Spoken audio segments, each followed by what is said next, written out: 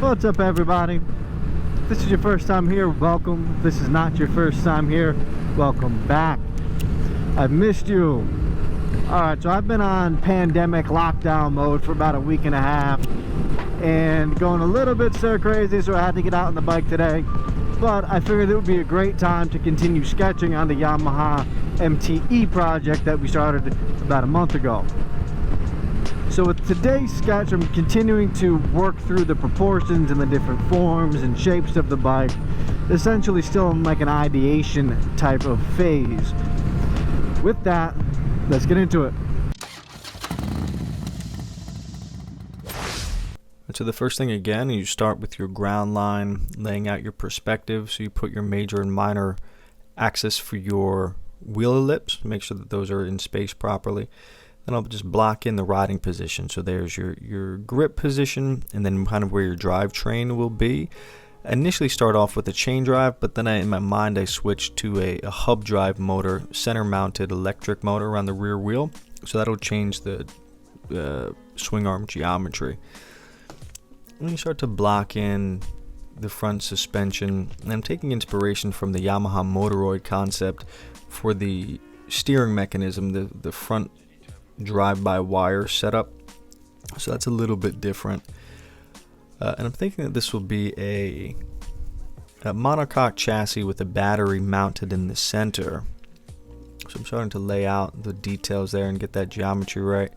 And then so you have your battery, and then I've also got two high discharge battery packs sticking out of the main motor for like a speed boost or something like that.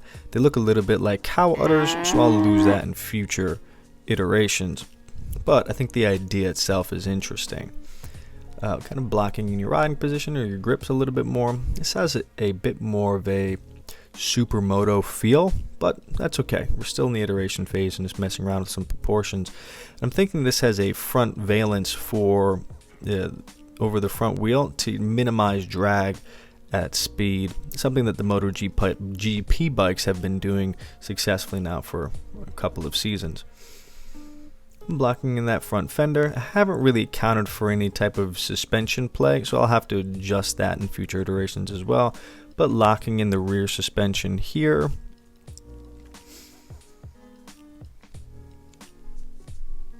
And really just starting to use the line work to delineate where the forms are and show that stepping out and wrapping around the rear wheel. And just using your line work to punch out certain elements a little bit more, and coming around to the rear, to the seat, still feels a bit generic, so I'll probably need to do some more detail sketches around that section.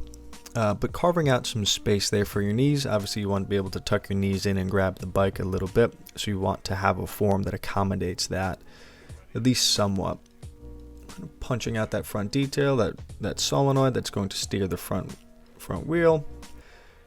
Again, drive-by-wire, and then I'm just punching out certain elements, adding some shadows to make things start to read in 3D space.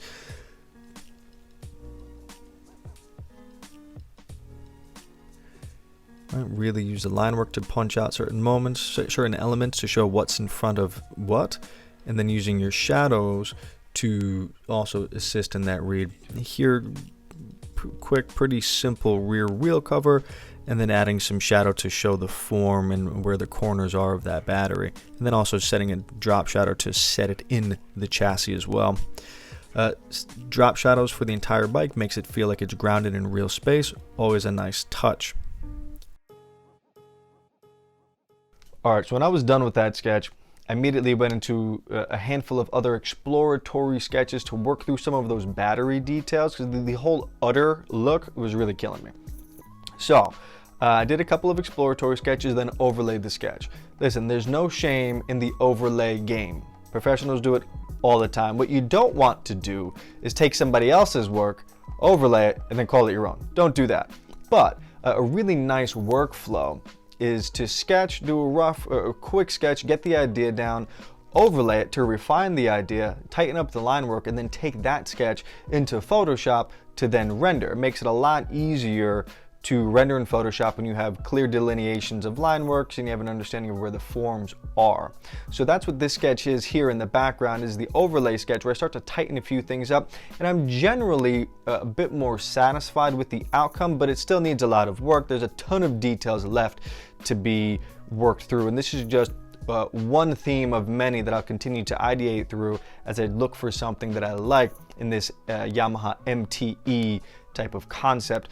Listen, if you have any questions, have any feedback, definitely leave a comment. I'd love to hear from you.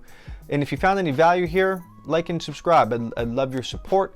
And until next time, take care.